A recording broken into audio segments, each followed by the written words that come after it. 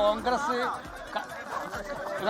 മുറിച്ചിട്ട കോൺഗ്രസ് ആണ്, മനസ്സിലായില്ലേ? അപ്പൊ ഞങ്ങളെല്ലാം അങ്ങനെയാണെന്ന് പറഞ്ഞല്ലോ. നിങ്ങൾ വിചാരിക്കുന്നതൊക്കെ ഒന്നും ഉണ്ടാവില്ല. RC എന്താഗ്രഹിക്കുന്നു അതുണ്ടാവും.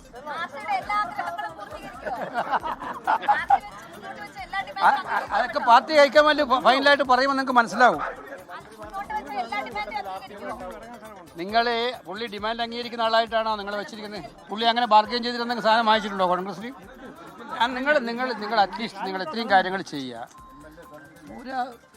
രമേശ് ചെന്നിത്തലയെ പോലെ ഏറ്റവും ഉന്നതനായിട്ടുള്ളൊരു കോൺഗ്രസ് നേതാവ് ഞങ്ങളെല്ലാം രസത്തിൽ രാഷ്ട്രീയം കൊണ്ടുവരുന്നതിൽ പങ്കുവച്ച ആളാണത് ഈ പദവികളിലേക്ക്. അപ്പോൾ അതുകൊണ്ട് അദ്ദേഹത്തിൻ്റെ വാക്കുകൾക്ക് പാർട്ടിയിൽ വിലയുണ്ടാവും, സംശയം വേണ്ട, അതിനകത്തൊരു സംശയം വേണ്ട. ഞങ്ങളെല്ലാം ഒന്നിച്ചിരുന്നിട്ടല്ലേ മുന്നോട്ട് പോകുള്ളൂ. അതിനകത്ത് എല്ലാവരെയും സന്തോഷമാക്കിയിട്ടേ പാർട്ടി ലീഡർഷിപ്പ് തീരുമാനം എടുക്കുകയുള്ളൂ. നിങ്ങൾക്ക് ഇനി എന്താ വേണ്ടത്? ലിസ്റ്റ് തരേണ്ടത്. ലിസ്റ്റ് നിങ്ങൾക്ക് നിങ്ങളുടെ മുമ്പിലേക്ക് വരുമല്ലോ, അപ്പോൾ നിങ്ങൾക്ക് ബോധ്യപ്പെടുമല്ലോ എന്താണ് ഉണ്ടാകാൻ പോകുന്നത്. ഇപ്പോൾ എങ്ങനെ ഞാൻ പറയാൻ പറ്റുന്നത്? അത് പാർട്ടി ലിസ്റ്റ് പോകണം, പാർട്ടി പ്രസിഡന്റും കൂടെ അംഗീകരിക്കണം, നല്ലേ പറ്റുള്ളൂ. ഓക്കെ,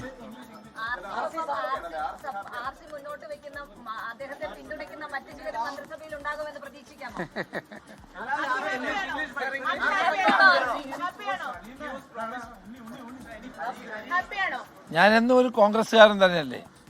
അപ്പം എന്നും കോൺഗ്രസിൻ്റെയോടൊപ്പം അല്ലെ കോൺഗ്രസ് പറയുന്ന കാര്യങ്ങൾ അതേപോലെ ചെയ്യുന്ന ഒരാളാണ്. I am always a true Congress man. അത് മാത്രമേ എനിക്ക് പറയാനുള്ളൂ.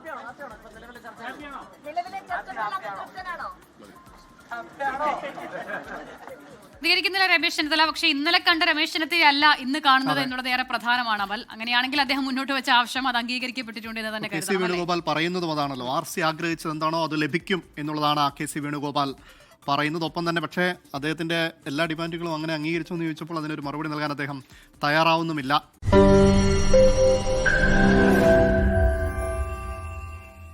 ലോകത്തെവിടെയായാലും ഏത് സമയത്തും 24 വാർത്തകളും ഓഗ്മെന്റഡ് റിയാലിറ്റി പാക്കേജുകളും എക്സ്പ്ലെയിനറുകളും വിശദമായി കാണാൻ ഞങ്ങളുടെ YouTube ചാനൽ നിങ്ങൾക്ക് സബ്സ്ക്രൈബ് ചെയ്യാം.